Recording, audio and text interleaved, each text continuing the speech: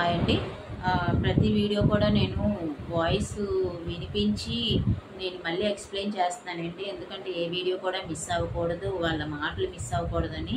పిల్లల మీద నా మీద ఎన్ని నిందలు వేసారో, ఒకవైపు ఏమొచ్చి పిచ్చి హాస్పిటల్లో ముగ్గురిని వేసేస్తానంటాడు, ఒకవైపు ఏమొచ్చి నేను పిల్లల్ని చంపిమంటే పిల్లలు చంపేస్తారట, పిల్లలకి నడ్డం మాట్లాడటం ఏది చేత కాదంటండి. ఏది చేత కాకుండానే మరి అన్ని బెస్ట్ అవార్డ్స్ ఎలా వస్తాయో పిల్లలకి మరి తెలియదండి. ప్రతి చదువులోని, ఆటల్లోని, పాటల్లో అన్నిటిలోని ఫస్ట్ ప్రైజే వాళ్ళకి. చాలా ప్రైజెస్ ఉన్నాయి. అలాంటి పిల్లల్ని ఎన్ని అన్ని నిందలేండి. ఏంటండి అంత అవసరం? అంత కొవ్వు బలిసిపోయింది, ఒళ్ళంతా కొవ్వేనండి అతనికి. మద పిచ్చి పట్టిస్తుంది, బాగా డబ్బు పిచ్చి పట్టిస్తుంది. పిల్లలకి ఎక్కడ పెట్టాల్సి వస్తుంది. అతనిది తప్పు అయితే మరి అతనే అన్నీ పెట్టాలి కదా పిల్లలకి హక్కుగాన. అందుకని చెప్పి పిల్లల మీద నిందలేసేస్తున్నాడండి. ఎక్కడ నేను అతను చెడ్డోడని ఎక్కడ అందరికీ తెలిసిపోతే మరి నేనే మంచిదాన్ని అయిపోతాను కదా.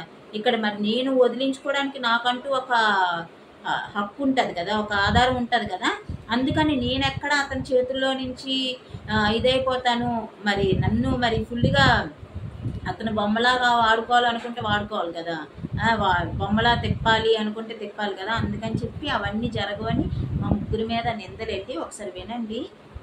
ఎలాగా మా ముగ్గురి అతను నా పిల్లల నుంచి నా నుంచి ప్రాణహాని ఉందంట. అది ఎలా ఉందనేది అతను అందరికీ, వాళ్ళ ఇంట్లో వాళ్ళకి, మా ఇంట్లో వాళ్ళకి ఎక్స్ప్లెయిన్ చేస్తున్నారు. వినండి.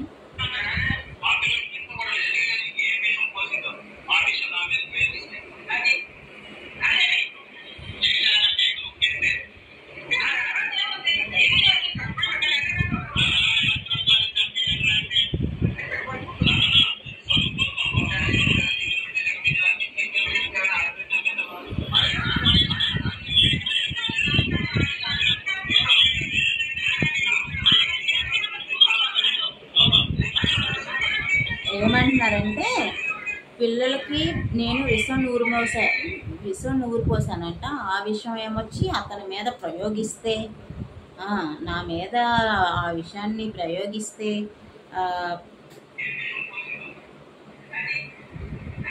మళ్ళీ కోరస్ పక్కన వాళ్ళ వెనకాల వాళ్ళ అన్నాడు,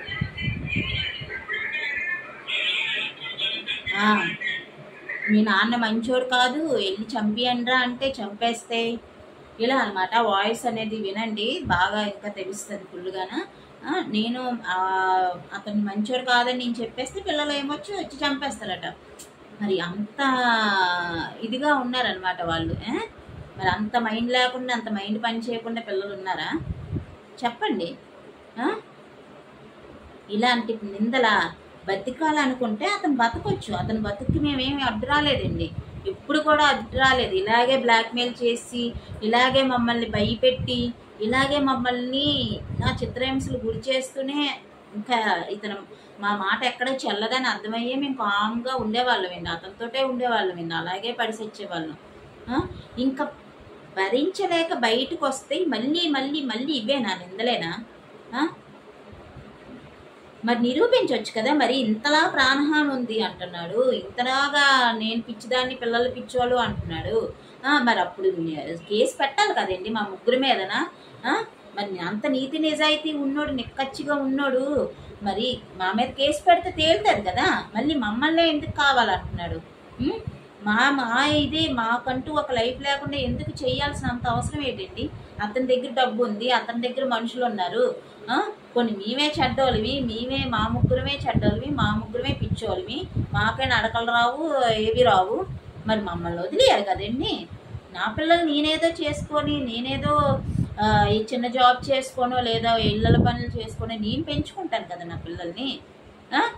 ఎందుకు అలాగ మమ్మల్ని హింసించడం? ఒకసారి వినండి, అన్నీ తెలుస్తాయి. ఈ మాట్లాడిన తర్వాత ఎన్నో వాయిస్ మెసేజ్లు, ఎన్నో మెసేజ్లు, అంతకు ముందు కొన్ని లెటర్స్, ఇవన్నీ కూడా నా చేత ఇవన్నీ అయిన తర్వాత, ఈ గొడవంతా అయిన తర్వాత నా చేత బలవంతంగా లెటర్ రాయించుకున్నారండి. ఏంటి అంటే, పిల్లలకి నాకు ఏమైనా కానీ అతనికి సంబంధం లేదు అని. అతని ఇంట్లో నుంచి వెళ్ళిపోయాడండి. ఇంట్లో నుంచి వెళ్ళిపోతూ నా చేత రాయించుకున్నారండి బలవంతంగాన. ఇంకా ఆ టైంలో నేను ఇంకేం చేస్తానండి? మెయిన్గా అతన్ని అతని నుంచి అతని పీడ వదలగొట్టుకోవాలంటే ఇంకా అతను వెళ్ళిపోతేనే కదా ఇది అవుతుంది అని నేను ఇంకా ఇంకా అది వినండి తెలుస్తుంది ఎంత బలవంతంగా. అప్పటికి నేను రాయను అంటున్నా కానీ బలవంతంగా తలుపులు కొట్టేసే ప్రయత్నం అయితే చేశారండి. అందుకే ఇంకా సరేలే అని చెప్పి ఏది జరిగితే జరిగిందని ఇంకా నేను రాసేసానండి, రాసేసి ఇచ్చేసాను. ఎంత నాటకాలు అండి, ఎంత నాటకాలు. కింద ఏమొచ్చి ఏంటి ప్రెసిడెంట్కి ఇవ్వాలి, వాళ్ళకి ఇవ్వాలి, వీళ్ళకి ఇవ్వాలి అని చెప్పేసేయండి. ఎన్నో నాటకాలు ఆడాడండి, ఎవ్వరికి ఇవ్వలేదండి ఆ లెటర్. అన్ని నాటకాలు, అన్ని ఎదవ పనులు, ఎదవ ఆలోచనలతో కూడుకున్న జీవితం ఎందుకండి, దేనికి అసలు? నిజంగా మంచోడు అయితే తప్పులు ఒప్పుకోడు కదండి. నిజంగా అతను తప్పులు ఉన్నాయి, సరే ఆ తప్పులన్నీ దాచేసి మా మీద తప్పులన్నీ రుద్దేస్తున్నాడు. ఆ తప్పులన్నీ నా మీద పిల్లల మీద వేసేసాడు. అతనుకున్న మద పిచ్చికి, డబ్బు పిచ్చికి అవన్నీ మా మీదే వేసేసాడు. పిచ్చి ఉందని, మేమే డబ్బు మనుషులమని, మేమే చంపేస్తామని. అసలు ప్రాణహాని ఉన్నది అతని నుంచి అండి. అందుకే దుబాయ్ నుంచి నేను ఇక్కడికి వస్తాను. అది మళ్ళీ రివర్స్గా మా మీద వేస్తాడు. బాగానే ఉంది అంత. అప్పుడు మమ్మల్ని వదిలేయాలి కదండి. మా బతుకులు మేము బతుకుతాం కదా. అతనికి అన్ని చాయిస్లు ఉన్నాయి కదా. విడాకులు ఇచ్చేసి నన్ను వదిలించేసుకొని ఇంకొక పెళ్లి చేసుకుని పిల్లల్ని కానీ హ్యాపీగా ఉండే చాయిస్ అతనికే ఉంది. పిల్లలకి ఏదైనా పెట్టాలో పెట్టకూడదో అన్నది కూడా అతనికే ఉంది చాయిస్.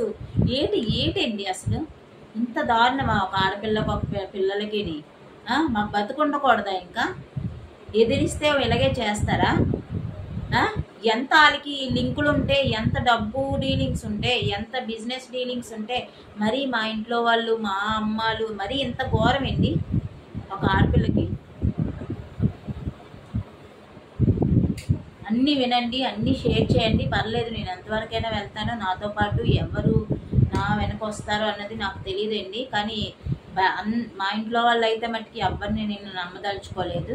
బయట వాళ్ళు ఎవరు వచ్చినా కానీ డేర్ చేసి రాగలిగితే మట్టుకి పర్వాలేదండి. నాకంటూ, నా పిల్లలకంటూ లైఫ్ వస్తుంది. మరి ఏమవుతుందో తెలీదు, చూస్తానండి ఏం జరుగుతుందో. షేర్ అయితే చేయండి. Thank you for watching.